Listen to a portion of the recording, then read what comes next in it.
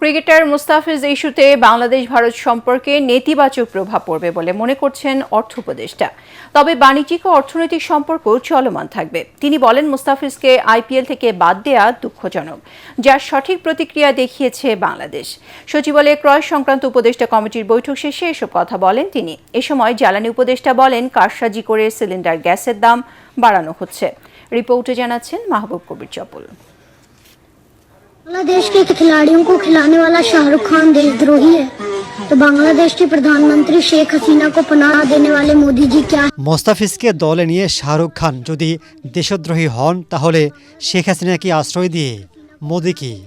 এমন প্রশ্ন ছুড়ে ভাইরাল হয়েছে ভারতের এই শিশু।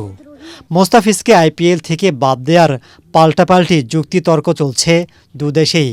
এবার প্রতিক্রিয়া জানালেন অন্তর্বর্তী সরকারের অর্থ ও জ্বালানি উপদেষ্টা। শুরুটা কিন্তু বাংলাদেশ থেকে করা হয় নাই, এটা আপনি স্বীকার করবেন।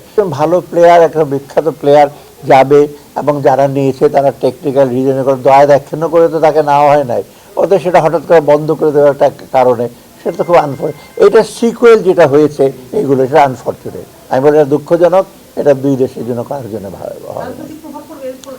এটা তো অনেকটা তো রাজনীতির সাথে চলে গেছে, একটা ক্রিয়া একটা প্রতিক্রিয়া। তো এই জন্য আমরা এটাকে এমনভাবে দেখতে হবে যে যাতে আমরা একটু ওভারবোর্ড না যাই আর কি, বুঝছেন না? যে ঠিক আছে, ওরা আমাদের খেলোয়াড়কে ডেকে নিয়ে আবার প্রত্যাহার করছে, আমরা সেটার প্রতিবাদে আমরা বলছি যে না, আমরা তোমার যেহেতু আইপিএল এর খেলা নিয়ে, তো এই জন্য I think it's a proper response. সম্পর্ক উন্নয়নে দুদেশকেই এগিয়ে আসা উচিত বলে মনে করছেন অর্থ উপদেষ্টা। জানান, চলমান পরিস্থিতিতেও ভারত থেকে কোনো পণ্য আমদানি বন্ধ করা হবে না, আর এটাকে অ্যাগ্রিভেট করবে না। এটা দুই দেশই ইস্যু করবে। আপনার অনেক এক্সাম্পল, হিটলারের সময় তো অলিম্পিক হয়েছিল, তাই না? পৃথিবীর লোকজন যায় নাই, হিটলারকে ঘৃণা করতে সবাই কিন্তু ওখানে গিয়েছিল তো। আর আগে তো ইস্ট ওয়েস্ট জার্মানি যেহেতু, যা আমার মনে একটা ইমোশনের সাথে কাজ হয়েছে, তো এটা দুই পক্ষে একটু বিবেচনা করে এটাকে ইস্যু হবে। আমরা চাই না কোনোভাবেই কিন্তু আমাদের সম্পর্ক আপনি রাজনৈতিক ক্ষেত্রে বলে অর্থনৈতিক ক্ষেত্রে এটা হ্যাম্পার হোক।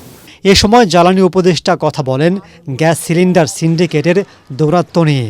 জানান, কারসাজি করে দাম বাড়ানো হয়েছে, তাদের ধরতে অভিযান জোরদার করা হচ্ছে। দাম যে অস্বাভাবিক যে হয়েছে, এটা একটা কারসাজির মাধ্যমে করা হয়েছে এবং সরকার এই জন্য ব্যবস্থা নিচ্ছে জেলা প্রশাসনের মাধ্যমে এবং পুলিশের মাধ্যমে।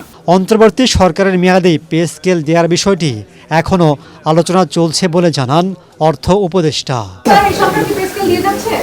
এটা আমি এখন বলবো। মাহবুব কবির চপল, ATN বাংলা, ঢাকা।